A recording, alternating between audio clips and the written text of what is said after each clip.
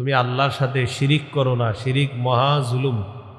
শিরিক কি? মহা জুলুম। তুমি আল্লাহর সাথে শিরিক করো না, এটা নিষেধ করে দিলেন। শিরিক মহা জুলুম। একটা বাবা হিসাবে সন্তানকে সবচেয়ে শ্রেষ্ঠ উপদেশের মধ্যে একটা হলো সন্তানকে বলা তুমি আল্লাহর সাথে শিরিক করো না।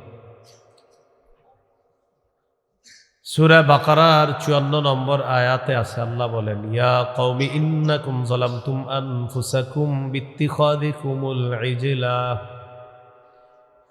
মুসা নবী তার জাতিকে ডেকে বললেন, হে আমার সম্প্রদায়, তোমরা বাছুর উপাস্য বানানোর মাধ্যমে, শিরিক করার মাধ্যমে তোমরা নিজেরা নিজেদের উপর জুলুম করলা, নিজেদের প্রতি জুলুম করলা। নাউযুবিল্লাহ।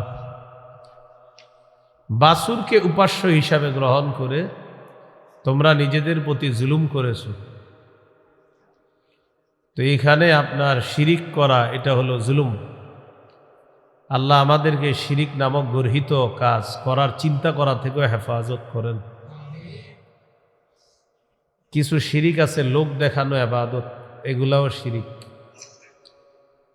হাদিসের একটা কিতাব আছে নাম বুলুগুল মারাম, এই কিতাবের 440 নম্বর হাদিস।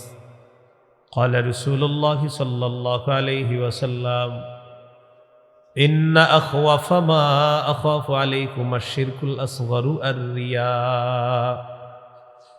নবীজি বলেন, আমি দুনিয়া থেকে বিদায় নেওয়ার পর তোমাদের ব্যাপারে সবচেয়ে আমার ভয় হয় তোমরা ছোট শিরিকের মধ্যে লিপ্ত হয়ে যাবা। ছোট শিরিক কাকে বলা হয়? নবী বললেন, আর রিয়া, লোক দেখানো ইবাদত, এটাই হলো ছোট শিরিক। ইয়াকুলুল্লাহু ইয়াউমাল কিয়ামাতি ইযহাবু ইলাল্লাযীনা কুনতুম তুরাউনা ফিদ দুনিয়া ফানজুরু হাল তাজিদুনা ইনদাহুম জাযাআ। কিয়ামতের ময়দানে লোক দেখানো ইবাদত যারা করেছে তাদেরকে আল্লাহ বলবেন, যাও যাদেরকে দেখানোর জন্য দুনিয়াতে ইবাদত করতা তাদের কাছে যাও, দেখো কোনো প্রতিদান পাও কিনা, তাদের কাছ থেকে সওয়াব নিয়ে আসো।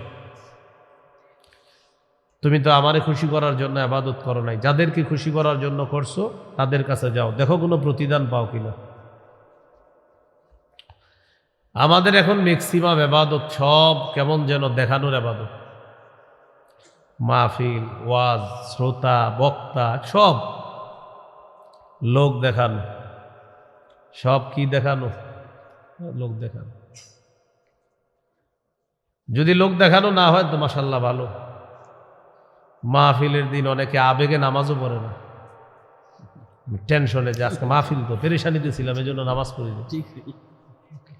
আলোচককে রিসিভ করতে গিয়ে আবেগে নামাজ পড়তে ভুলে গেছে। এই জন্য সবার মধ্যে একটা মানসিকতা হলো রিয়া, লোক দেখানো। লোক দেখানো ইবাদতকে হাদিসের মধ্যে গোপন শিরিকও বলা হয়েছে। হাদিসের একটা কিতাব আছে নাম সহিহ ইবনে খুজাইমা, এই কিতাবের 2 নম্বর খণ্ড 140-42 নম্বর পৃষ্ঠা।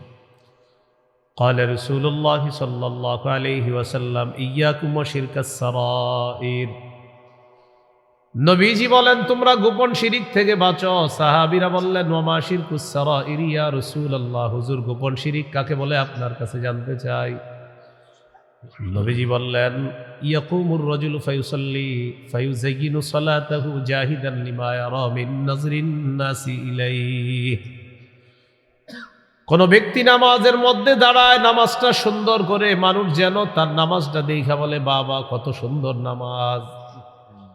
মানুষের দৃষ্টি আকর্ষণ করার জন্য নামাজ সুন্দর করে পড়ে। নবীজি বলেন, এটাই গোপন শিরিক। সাহাবী প্রশ্ন করলেন, ইয়া রাসূলুল্লাহ, কেউ যদি আল্লাহকে খুশি করার জন্য নামাজ পড়ে, মানুষ যদি তার ইবাদতের প্রশংসা করে, এটাও কি গোপন শিরিক? নবীজি বললেন, কেউ যদি আল্লাহকে খুশি করার জন্য ইবাদত করে আর বান্দা যদি তার প্রশংসা করে, এটা শিরিক হবে না, এটা হলো তিলকা আজিলু বুশরাল মুমিন, মুমিনের জন্য আল্লাহর পক্ষ থেকে নগদ সুসংবাদ। তাহলে মানুষকে দেখানো এটা গোপন শিরিক, ছোট শিরিক। আল্লাহ হেফাজত করেন। দাজ্জালের চেয়ে ভয়ঙ্কর গোপন শিরিক। কার চেয়ে? দাজ্জাল। সহিহুত তারগিব হাদিসের কিতাব 30 নম্বর হাদিস। قال رسول الله صلى الله عليه وسلم আলা উখবিরুকুম বিমা হুয়া আখওয়াফু আলাইকুম ইনদি মিনাল মাসিহিদ দাজ্জাল আশ-শিরকুল খাফিয়্যু। নবীজি বলেন, আমি কি তোমাদেরকে দাজ্জালের চাইতে আরো ভয়ঙ্কর বিষয় বলে দিব না? আল্লাহ নবী বললেন, তোমাদের ব্যাপারে আমি দাজ্জালের চেয়ে আরো যেটা ভয় পাই সেটা হলো গোপন শিরিকের মধ্যে তোমরা জড়িয়ে পড়বা। আমি দাজ্জালের চেয়ে বেশি আশঙ্কা করি তোমরা গোপন শিরিকের মধ্যে জড়িয়ে পড়বা। নাউযুবিল্লাহ। নবী বললেন এটা দাজ্জালের চেয়ে ভয়ঙ্কর। আল্লাহ আমাদেরকে হেফাজত করেন। তাহলে দুটা চূড়ান্ত ফয়সালা, একটা হলো আল্লাহ ছাড়া কারো ইবাদত করবা না, মানে শিরিক করা যাবে না। সহিহ বুখারীর বর্ণনা 6861 নম্বর হাদিস। হাদিসের বর্ণনাকারী আব্দুল্লাহ ইবনে মাসউদ রাদিয়াল্লাহু তাআলা। এক ব্যক্তি রাসূলুল্লাহ সাল্লাল্লাহু আলাইহি সাল্লামকে প্রশ্ন করলেন, আইয়ুয যামবি আকবারু ইনদাল্লাহি ইয়া রাসূলুল্লাহ, হুজুর আল্লাহর কাছে সবচেয়ে বড় পাপ কোনটি আপনার কাছে জানতে চাই। নবীজি বললেন, আনতাদউ লিল্লাহি নিদ্দান ওয়া হুয়া খালাকাকা, আল্লাহ তোমাকে সৃষ্টি করেছেন, ওই আল্লাহর সাথে সমকক্ষ নির্ধারণ করা সবচেয়ে বড় পাপ। সহিহ মুসলিমের বর্ণনা 1978 নম্বর হাদিস। আর আপনাদের পকেটের উস্তাদ অনুযায়ী 5018 নম্বর হাদিস। এই হাদিসের মধ্যে আছে, ক্বালা রাসূলুল্লাহ সাল্লাল্লাহু আলাইহি ওয়াসাল্লাম, লাআনাল্লাহু মান যাবাহা লিগাইরিল্লাহ, কোন ব্যক্তি যদি আল্লাহ ছাড়া অন্য কারো নামে পশু জবাই করে তার উপর আল্লাহর অভিশাপ। আল্লাহ ছাড়া অন্য কারো নামে যদি পশু জবাই করে তাকে আল্লাহ অভিশাপ দেয়। তাহলে জবাই করতে হবে আল্লাহর নামে, আল্লাহ ছাড়া অন্য কারো নামে জবাই করা এটা শিরিক। আল্লাহ আমাদেরকে শিরকি কথা, শিরকি কর্ম, সব ধরনের শিরিক থেকে আল্লাহ আমাদেরকে হেফাজত করেন, আমিন। 2 নাম্বার চূড়ান্ত ফয়সালা আল্লাহর, ওয়াবিল ওয়ালিদাইনি ইহসানা, পিতা মাতার প্রতি সদাচরণ করো, তাদের নাফরমানি করা যাবে না। সহিহ মুসলিমের বর্ণনা 2549 নম্বর হাদিস, 2549। এক ব্যক্তি রাসূলুল্লাহ সাল্লাল্লাহু আলাইহি সাল্লামের কাছে আসছে। আসার পর বললেন, উবাইউকা আলাল হিজরাতি ওয়াল জিহাদ আবতাগিল আজরা মিনাল্লাহি ইয়া রাসূলুল্লাহ। ইয়া রাসূলুল্লাহ, আমি আপনার কাছে আসলাম, আমি আল্লাহর কাছ থেকে প্রতিদান পাওয়ার আশায় আমি আপনার কাছে আসছি জিহাদের বায়াত হওয়ার, হিজরতের বায়াত হওয়ার জন্য। আমি জিহাদের বায়াত হব আর হিজরতের বায়াত হব। পানি পড়ে না, মাইক পিছন থেকে 2টা সামনে দেওয়া দরকার ছিল। আর সমস্যা নেই, মানে এই আওয়াজটা আমার মনে হচ্ছে ওয়াজ হইতেছে ওই এলাকায়, আসলে এখানে হইতেছে, কিন্তু মনে হইতেছে কি ওই দিকে, কিন্তু আমি তো এখানে, আসলে তো ওখানে না। এই কারি সাহেব দেখবেন এইভাবে কেরাত করে, মানে উনি শুনতে চায় উনি কি বলেন, এই জন্য পিছন থেকে 2টা মাইক সামনে দেওয়া। কারণ আসলে আমার সাথে অন্য যাদেরকে দাওয়াত দেওয়া হয় ওনারা চায় অনেক ভালো ভালো মাইক, কিন্তু আমি নর্মাল মাইক চাই। এই জন্য আমার সামনের দিকে যে কি সিদ্ধান্ত যাবো মাহফিলে, আমি টেনশনে আছি। আবার মাহফিলের নিয়ম নীতি থাকে, বক্স থাকবে না, মনিটর থাকবে না, মাইক পুরা দুনিয়া ফাটানো যাবে না, 2-3টা নর্মাল মাইক হবে, তাহলে ওয়াজে যাই। কিন্তু এখন অন্যরা চায় যে না, ফাটাইতে হবে পুরা এলাকা, কি করা। কিন্তু এটা আমার কষ্ট হয়, মারাত্মক কষ্ট হয়। এই যে আমার মনে হইতেছে অন্যদিকের আওয়াজ, পিছন থেকে 2টা মাইক দিবে তাহলে আবার ঠিক আছে, আপনার কান হয়ে আওয়াজ সামনে যাবে। তো এটা মনে হচ্ছে অন্য এলাকায় ওয়াজ হইতেছে, আসলে ওয়াজ হইতেছে এইখানে। তো যাই হোক, খায়ের কি করা, সবাই চলতেছে এমনি, সবাই চায় ফাটাক, আমি তো ফাটানোর পক্ষে না। তো আল্লাহ তাআলা বলেন, বাকি মাসালাও মনে হয় আমার পক্ষে কথা বলবে। কে মাসালা আমার পক্ষে কথা বলবে সম্ভবত। তো আল্লাহ তাআলা বলেন, বাড়ায় আওয়াজ বাড়ায় না, যেটা আছে ওইটাই রাখেন, যা তো হয়ে গেছে তো হয়ে গেছে, এখন আওয়াজ বাড়াই নেই।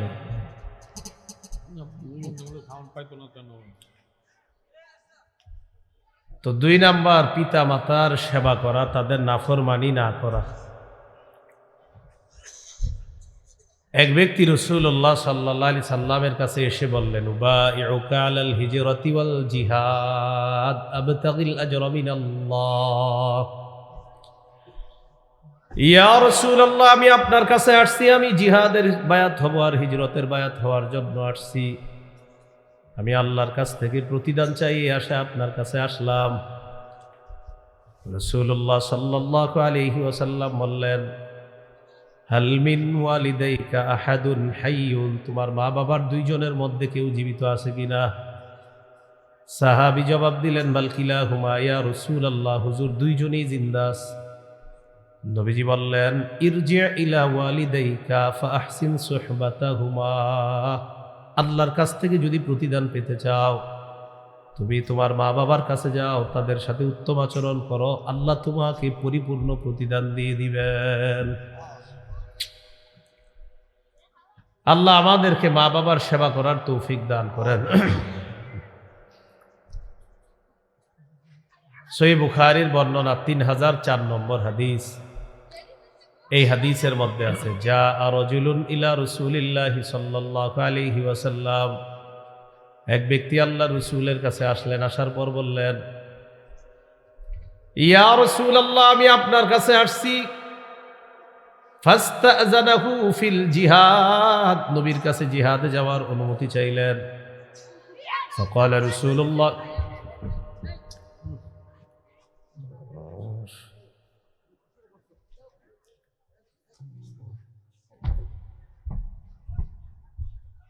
রাসূলুল্লাহ সাল্লাল্লাহু আলাইহি সাল্লাম বললেন, তোমার মা বাবার কেউ জিন্দা আছে? সাহাবী বললেন, হুজুর জি জীবিত আছে। ফাকালা রাসূলুল্লাহ সাল্লাল্লাহু আলাইহি ওয়াসাল্লাম, ফাফীহিমা ফাজাহিদ, আল্লাহর নবী বললেন, তাদের দুইজনের সেবা করার মাধ্যমে তুমি জিহাদের সওয়াব কামাই করে নাও। মা বাবার সেবা আবশ্যক করার মাধ্যমে তুমি জিহাদের সওয়াব পাইবা, তাদের সেবা করো। মুসনাদে আহমদ হাদিসের কিতাবে, কিতাবের 15538 নম্বর হাদিস। নবীজির একজন সাহাবী নাম জাহিমা, কি নাম? এই জাহিমা রাসূল সাল্লাল্লাহু আলাইহি সাল্লামের কাছে আসছে। আসার পর নবীজিকে বললেন, ইয়া রাসূলুল্লাহ, আরাদতু আন আগযুয়া ওয়া ক্বাদ জিতুকা আস্তাশিরুকা ইয়া রাসূলুল্লাহ, ইয়া রাসূলুল্লাহ, আমি আপনার কাছে আসছি পরামর্শ চাওয়ার জন্য, আমি জিহাদে যাইতে চাই। নবীজি বললেন, হাল্লাকা মিন উম্মিন, তোমার মা আছে কিনা? সাহাবী জবাব দিলেন, জি হুজুর, আমার মা আছে। ফাকালা রাসূলুল্লাহ সাল্লাল্লাহু আলাইহি ওয়াসাল্লাম, ফালজামহা, তুমি মায়ের সেবা করা আবশ্যক করে নাও। ফাইন্নাল জান্নাতা তাহতা রিজলাইহা, মায়ের দুই পায়ের নিচে আল্লাহর জান্নাত। মায়ের দুই পায়ের নিচে জান্নাত। তাহলে পিতা মাতার আনুগত্য করা, তাদের সেবা করা। আল্লাহ আমাদেরকে মা বাবার সেবা করার তৌফিক দান করেন। সূরা বনী ইসরাঈলের 23 নম্বর আয়াতে দুটি চূড়ান্ত ফয়সালা, একটা আল্লাহ ছাড়া কারো ইবাদত করা যাবে না, আর একটা হলো মা বাবার সেবা করা, তাদের আনুগত্য করা। আল্লাহ তৌফিক দান করেন। এরপরে আল্লাহ বলেন,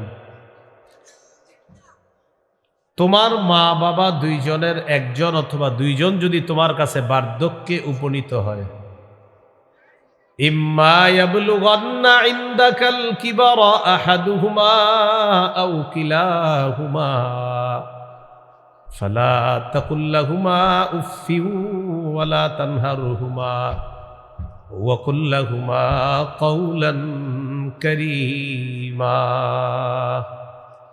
আল্লাহ তাআলা বলেন, তোমার মা বাবার দুইজন অথবা দুইজনের একজন যদি তোমার কাছে বার্ধক্যে উপনীত হয়,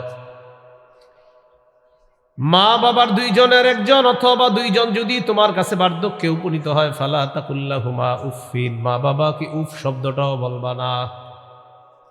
কি বলবা না? উফ। এটার আবার কয়েকটা ব্যাখ্যা মনে রাখবেন। বিরক্তি সূচক কোনো শব্দ বলা যাবে না, মা বাবার সামনে বিরক্তি প্রকাশ করা যাবে না। মা বাবা যদি তোমার কাছে বার্ধক্যে উপনীত হয়, তাদেরকে উফ শব্দটা বলবা না, তাদের সামনে বিরক্তি প্রকাশ করবা না, বিরক্তি সূচক কোনো শব্দ মুখে উচ্চারণ করবা না। আবু হুরায়রা রাদিয়াল্লাহু তাআলা আনহু বলেন, লা তুসাম্মিহি বিইসমিহি, তুমি মা বাবার নাম ধরে ডাকবা না। ওয়ালা তামশি আমামা, মা বাবার সামনে পথ চলবা না। ওয়ালা তাজলিস ক্বাবলাহু, মা বাবার সামনে কখনো বসবা না, পিছনে বসবা। রাস্তায় হাঁটলে পিছনে হাঁটবা, সামনে হাঁটবা না। নিয়ম হলো বাবার সাথে সন্তান যখন হাঁটবে, দিনের বেলা হাঁটলে সন্তান পিছনে থাকবে, রাতের বেলা হাঁটলে সন্তান সামনে হাঁটবে, যেন বাবার উপর কোনো বিপদ না আসে। ওমর ইবনে জায়েদ রহমতুল্লাহ আলাইকে প্রশ্ন করা হলো, কাইফা বিররু ইবনিকা বিকা, আপনার সন্তান আপনার সাথে কেমন আচরণ করে আপনার কাছে জানতে চাই। তিনি জবাব দিলেন, মা মাশাইতু নাহারান ইল্লা ওয়া হুয়া খালফি ওয়ালা মাশাইতু লাইলান ইল্লা মাশা আমামি। আমি দিনের বেলা যখন পথ চলি আমার সন্তান আমার পিছে থাকে, আর রাতে যখন আমি পথ চলি আমার সন্তান আমার সামনে চলে। আমি যখন দিনের বেলা পথ চলি আমার সন্তান পিছনে থাকে, আর যখন আমি রাতের বেলা পথ চলি আমার সন্তান আমার সামনে হাঁটে। মাইক চললে আমি মাইক ছাড়াও ওয়াজ করবো, কিছু করার নাই, আমি পারবো না, আমি আখির দাও না বলি, আমি পারবো না, পারতেছি না। বারবার আমার ভিডিও আছে মাইক নিয়ে আছে, কেন আপনারা এত মাইক লাগাবেন চারোদিকে? আমার ওয়াজের সময় এত মাইক দিবেন না চারোপাশে, এ ব্যাপারে আমার বয়ান আছে, আমার দাওয়াত দিয়েন না। এত মাইক দিলে আমার দাওয়াত দিয়েন না, আপনার পায়ে ধরি আমার দাওয়াত দিন। এত মাইক কেন দিবেন? প্যান্ডেল করছেন কেন? পুরা দুনিয়ার রাতের মানুষের ঘুম নষ্ট করার জন্য প্যান্ডেল করছেন? এত দূরে মাইক লাগাবেন, প্যান্ডেল কেন করছেন সেটা বলুন। তো মাইক লাগাই দেন, যার যা আপনার সবাই বাসায় যান, আমি বয়ান করে দিই, শুনে নেন ঘরে বয়ে বয়ে।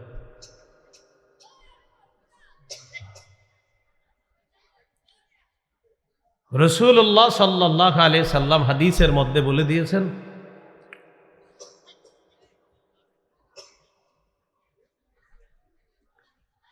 মা বাবার সেবা করা, মা বাবার আনুগত্য করা, তাদের নাফরমানি না করা, এই জন্য মা বাবার সাথে কখনো বেয়াদবির চিন্তা না করা। আল্লাহ আমাদেরকে হেফাজত করেন। তো মা বাবা যদি বার্ধক্যে উপনীত হয়, বুড়া বুড়ি হয়ে যায়, বৃদ্ধ বৃদ্ধা হয়ে যায়, তাদের সামনে উফ শব্দটা বলা নিষেধ। বিরক্তি সূচক কোনো শব্দ বলা যাবে না, বিরক্তি প্রকাশ করা যাবে না, এটা নিষেধ। এরপরে আল্লাহ বলেন, ওয়ালা তানহারহুমা, মা বাবাকে ধমক দিবা না। মা বাবাকে ধমক দিবা না, এর দ্বারা উদ্দেশ্য হলো তাদের সামনে কখনো রাগ প্রকাশ করা যাবে না, চেহারার মধ্যে বিরক্তি ভাব আনা যাবে না। তিরমিজির বর্ণনা, আল্লাহ রাসূল সাল্লাল্লাহু আলাইহি ওয়াসাল্লাম বলেন, আবু দাউদের 1536 নম্বর হাদিসের মধ্যে আছে, সালাসু দাওয়াতিন মুস্তাজাবাতুন লা শাক্কা ফিহিন্না, 3 শ্রেণীর দোয়া ফিরিয়ে দেওয়া হয় না, কোনো সন্দেহ নাই 3 ব্যক্তির দোয়া কবুল হয়ে যায়। 1 নম্বর দাওয়াতুল ওয়ালিদ, মা বাবা দোয়া করলে সন্তানের জন্য সেই দোয়া কবুল হয়ে যায়। মুহাদ্দিসিনে কেরাম বলেন, দোয়া যেমন কবুল হয়ে যায় তাদের বদদোয়াও কবুল হয়ে যায়। 2 নম্বর ও দাওয়াতুল মুসাফির, মুসাফিরের দোয়া কবুল হয়ে যায়। 3 নম্বর ও দাওয়াতুল মাজলুম, মাজলুম যখন দোয়া করে তার দোয়া কবুল হয়ে যায়। 3 শ্রেণীর দোয়া কবুল হয়ে যায়, এতে কোনো সন্দেহ নাই। 1 নম্বর মা বাবার দোয়া, 2 নম্বর মুসাফিরের দোয়া, 3 নম্বর মাজলুমের দোয়া। এই 3 শ্রেণীর দোয়া আল্লাহ কবুল করে ফেলে। এর মধ্যে মা বাবা যদি বদদোয়াও করে তার দোয়াও আল্লাহ বদদোয়াও কবুল করে ফেলে। এই জন্য সাবধান, তাদের সামনে কোনো চেহারা এমন না করা যে এতে তারা কষ্ট পায়। তো আল্লাহ বলেন, ওয়ালা তানহারহুমা, মা বাবাকে কখনো ধমক দিবা না। এরপর আল্লাহ তাআলা বলেন, ওয়াকুল্লাহুমা কওলান কারীমা, তাদের সাথে নম্র আচরণ করবা, উত্তম আচরণ করবা। সহিহ মুসলিমের বর্ণনা 2551 নম্বর হাদিসের মধ্যে আল্লাহ রাসূল সাল্লাল্লাহু আলাইহি ওয়াসাল্লাম বলেন, কোন সন্তান তার মা বাবা যদি তার কাছে বার্ধক্যে উপনীত হয়, মা বাবার 2 জন অথবা 2 জনের একজন যদি বুড়া বুড়ি হয়ে যায়, নবী বলেন, রগিমা আনফু সুম্মা রগিমা আনফু, ওই ব্যক্তি ধুলোয় দূষিত হোক, ওই ব্যক্তির নাক ধুলোয় দূষিত হোক, ওই ব্যক্তি ধ্বংস হোক, ওই ব্যক্তি ধ্বংস হোক, ওই ব্যক্তি হতভাগা। নবীজির সাহাবীরা বলেন, হুজুর কে হতভাগা? ফাকালা রাসূলুল্লাহ সাল্লাল্লাহু আলাইহি ওয়াসাল্লাম, মান আদরাকা ইনদাহু আবাওয়াইহিল কিবার, যার কাছে তার মা বাবা বার্ধক্যে উপনীত হয়, তার মা বাবা দুইজনের একজন অথবা দুইজন যদি বার্ধক্যে পৌঁছে যায়, ফালাম ইয়াদখুলিল জান্নাহ, ওই ব্যক্তি মা বাবার সেবা করার মাধ্যমে যদি জান্নাতে প্রবেশ করতে না পারে, আল্লাহ নবী বলেন সে ধ্বংস হোক, তার নাকটা ধুলোয় দূষিত হোক, বলি নাউজুবিল্লাহ।